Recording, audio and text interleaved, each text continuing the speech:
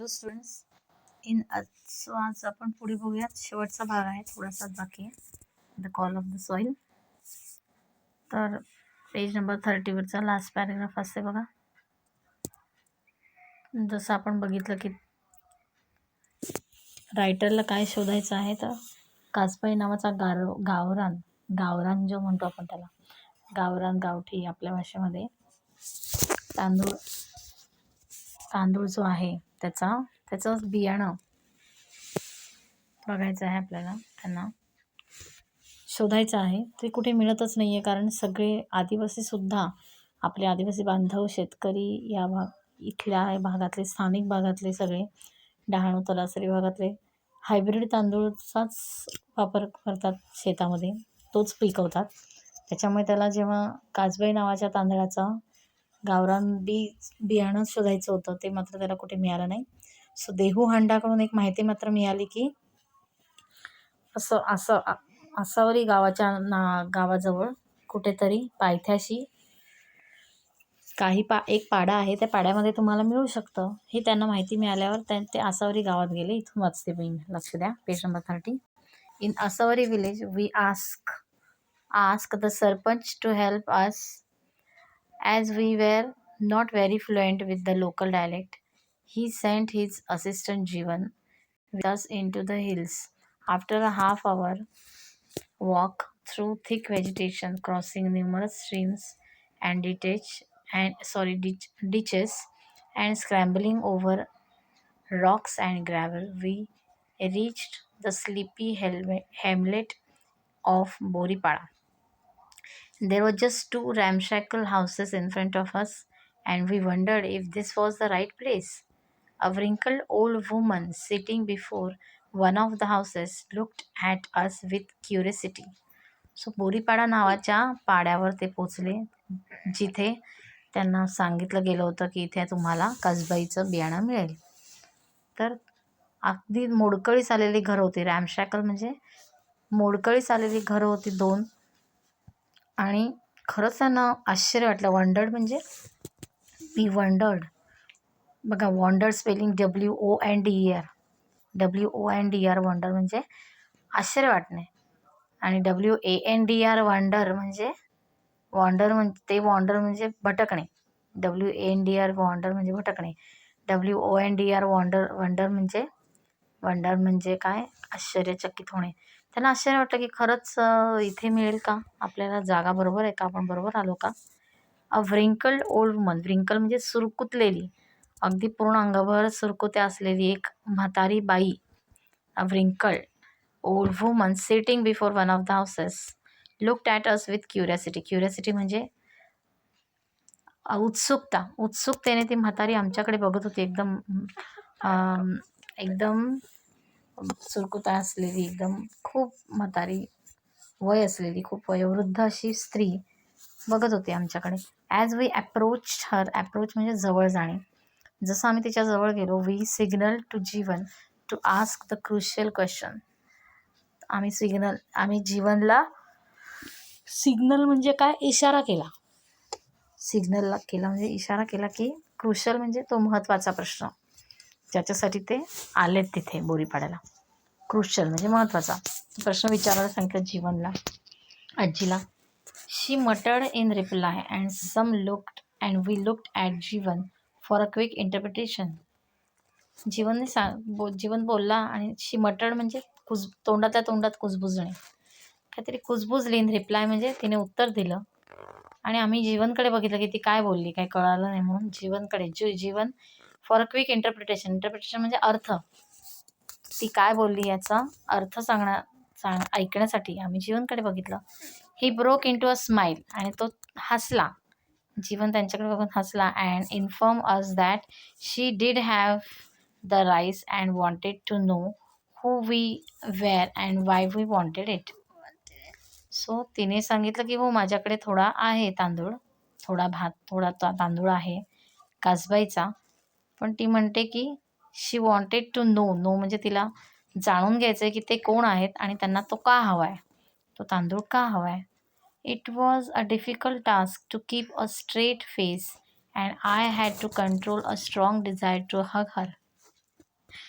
तो म्हणतोय की त्याला एवढा आनंद झाला बघा. तो म्हणतोय की खूप अवघड गोष्ट होती माझ्या चेहऱ्यावरचे भाव लपवणे, स्ट्रेट फेस, चेहऱ्यावर काही येऊ न देणे. खूप अवघड परिस्थिती होती. मला एवढा आनंद झाला होता की असं वाटत होतं खूप स्ट्रॉंग डिझायर, म्हणजे खूप इच्छा वाटत होती की आजीला त्या आजीची गळाभेट घ्यावी. टू हग हर म्हणजे तिच्या गळ्यात पडावं. इतका तो खुश झाला होता की त्या आजीबाईमुळे तो काम झालं होतं म्हणून. तो म्हणतो की I had to control a strong desire. मला असं खूप मी स्वतःला कंट्रोल केलं. आफ्टर सर्चिंग फॉर मंथ्स, महिनोन महिने जेव्हा आम्ही शोधत होतो, we had found the elusive Kasbai. Elusive म्हणजे दुर्मिळ. दुर्मिळ कसबाईचा तांदूळ आम्हाला मिळालेला होता. खूप महिन्यांच्या परिश्रमानंतर, भटकंतीनंतर तो तांदूळ आम्हाला मिळाला. We explain to her that we were from Peth nearby and we needed the seeds to grow it. त्यांनी तिला सांगितलं की आम्ही पेठ या गावात राहतो आणि आम्हाला तो पेरायचा आहे. सीड्स बियाणं आहे, ते पेरायचं आहे. We ask her 10 kilograms of rice. आम्ही सांगितलं तिला 10 किलो तरी आम्हाला दे तांदूळ, तो भात. शी मटर्ड अँड स्कॉल्ड. ती काहीतरी तोंडात बोलली, ती आतमध्ये अशी वाकत वाकत निघून गेली. स्कॉल्ड म्हणजे वाकत जाणे, वाकत चालणे. Jeevan interpreted that she had never heard of Peth village and also did not have a weighing scale. Weighing scale म्हणजे मोजायचं हे आपलं काय म्हणतो आपण, माप. 1-2 किलोचे माप असतात तसे ते वेजिंग स्केल म्हणजे माप. ती म्हणते की मी काय पेठ नावाचं गाव काय ऐकलेलं नाही आहे. मी पेठ काय माहिती नाही मला, आणि माझ्याकडे मापसुद्धा नाही आहे मोजून द्यायला तुला 10 kilo. She was willing to give the seeds only in baskets. Willing to म्हणजे इच्छा असणे. तिची कशी इच्छा होती की मी तिला बियाणं देईन तुला, पण फक्त टोपल्यांमध्ये देईन. असे एक टोपल्याचे पैसे घेईन, एक टोपल्याचे, in a basket. Okay, basket म्हणजे टोपल्या. We ask her a single basket of rice and Jeevan told us to pay her something. आम्ही तिला सांगितलं की एक बास्केट भरून दे तांदूळ, आणि जीवनने तिला सांगितलं की जीवन टोल्ड हर टू पे हर. आम्हाला जीवनने सांगितलं की तिच्यासाठी पैसे द्या. I handed over a 100 rupee note and for the first time in the last 10 minutes her face broke into a smile. मी तिला पैसे दिले 100 रुपये, आणि पहिल्यांदा 10 मिनटापासून तिच्याशी बोलत होतो. पहिल्यांदा तिच्या चेहऱ्यावर स्माईल आलं. She nodded her head in approval. Nodded म्हणजे तिने मान हलवली. अप्रुव्हल म्हणजे मान्य असणे. ठीक, तिला मान्य झालं ते पैसे, ती किंमत, आणि तिने ती मान हलवली. As we walk back against the fading sunset. Fading sunset म्हणजे सूर्यास्त. सनसेट म्हणजे सूर्यास्त. फेडिंग म्हणजे कमी होत चाललेला सूर्य. सो आम्ही परत फिरलो, परत वळालो, आणि जसजसा सूर्यास्त होत होता, living behind a smiling old lady. आमच्या मागेच्या हसणाऱ्या म्हातारीला सोडून आम्ही पुढे निघालो. I couldn't help but wonder that here, nestling in the foothills of an unknown mountain, away from the hustle and bustle of the road and the city, where the real people of India. लेखक म्हणतो की परत वळताना जेव्हा मी विचार करू लागलो की या ठिकाणी foothills of an unknown mountain, एका कुठल्या तरी अज्ञात अशा टेकडीच्या पायथ्याशी राहणारी जी माणसं आहेत काही, तीच खरी पीपल आहेत, तीच खरे लोक आहेत, भारतातले खरे लोक आहेत तिथे राहतात, की ज्यांना हस्टल अँड बस्टल म्हणजे काय, हस्टल अँड बस्टल म्हणजे शहराचा गाजावाजा, शहराचा गोंगाटापासून लांब अशी राहणारी, त्यांना शहराचा गंधही नाही माहिती नाही अशी राहणारी माणसं आहेत जी भारतातली, तीच खरी लोक आहेत आपल्या भारतातली. They are the real people living in India. तो म्हणतोय these were the people who still held on to the rich biodiversity of our land and no one even cared about them. आणि हीच खरी लोक आहेत का? बायोडायव्हर्सिटी म्हणजे जैवविविधता. बायोडायव्हर्सिटी म्हणजे काय? जैवविविधता. सो जैवविविधता जोपासणारी अशी हीच खरी माणसं आहेत. तो म्हणतोय रिच म्हणजे श्रीमंत. तर बायोडायव्हर्सिटी म्हणजे काय मुलांनो? बायोडायव्हर्सिटी म्हणजे तेच की सगळीच झाडं एका प्रकारची नसतात, सगळीच फुलं एका प्रकारची नसतात, तसाच सगळा तांदूळ एका प्रकारचा, गहू म्हणा, कुठले पण धान्य म्हणा, कुठलंही फळं किंवा कुठलेही प्रकार सजीव झाडं, फुलं, पानं आपण म्हणतो एका प्रकारची नसतात, त्याच्यात कितीतरी विविधता असते, वैविध्य असतं. त्यालाच बायोडायव्हर्सिटी म्हणतात. आणि खरं निसर्ग या बायोडायव्हर्सिटीमुळेच कसं आहे तर श्रीमंत आहे. निसर्ग बायोडायव्हर्सिटीमुळे श्रीमंत आहे. तांदूळ, जसं भाताचं उदाहरण घेतलं आपण, एका प्रकारचा तांदूळ नसतो, कितीतरी प्रकारचे तांदूळ असतात. प्रत्येक प्रकारचा तांदूळ हा वेगळा असतो. आता हायब्रिड खूप निघालेले आहेत. सो याला बायोडायव्हर्सिटी म्हणतात. तुमच्या माहिती थोडंसं एक्झाम्पलसाठी मी सांगते की आपण जो जास्वंद नावाचे फूल बघतो ना, तर किती वेगळ्या वेगळ्या प्रकारची जास्वंद तुम्ही पाहिलेली आहेत. असे किती तुम्ही सांगू शकतात? आकडा सांगू शकाल की पांढरा जास्वंद, लाल, केशरी,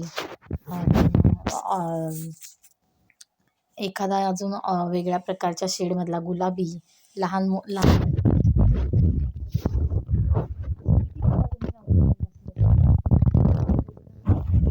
जास्वंदाचे 1500 प्रकार आहेत. 1500, 1500 प्रकार आहेत. म्हणजे हे काय आहे? हेच बायोडायव्हर्सिटी आहे. यालाच काय म्हणतात? बायोडायव्हर्सिटी, जैवविविधता. आणि ही टिकून राहायला पाहिजे, तरच निसर्गामध्ये काय राहतो तर समतोल राहू शकतो. ओके नाही? म्हणून मग आपण काय करतो?